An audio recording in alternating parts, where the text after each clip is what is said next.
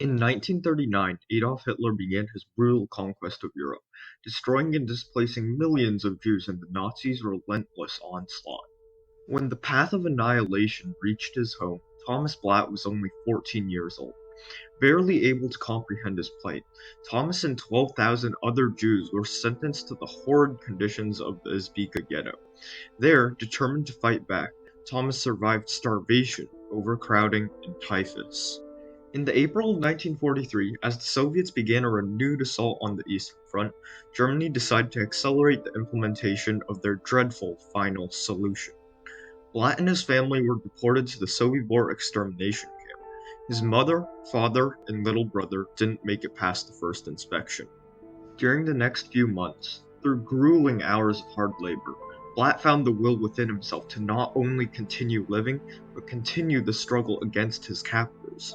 He became a messenger in the camp's Jewish resistance, an integral role as they planned their revolt.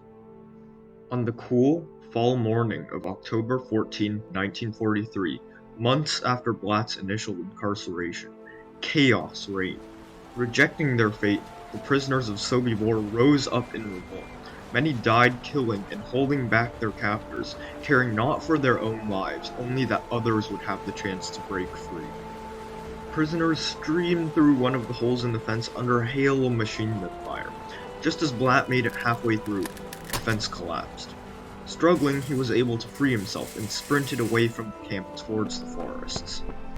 It would have been easy to never look back on that horrible day, to bury it so far back in memory that the pain would never resurface again. But Thomas Blatt knew that even more fearful would be the world forgetting the lives lost at Sobibor, condemning those prisoners to a second, true death. Ever since the end of the war, Thomas Blatt has spent his life preserving the memories of those hundreds of thousands murdered at the Sobibor death camp, those who traveled into the howling dark and did not return. In truth, the fight never ended for Thomas. He has conducted research, given lectures, and commentated in public, faithfully executing the last command that the leader of the Sobibor revolt gave him. Those of you who may survive, bear witness. Let the world know what has happened here. Thomas Blatt survived torture.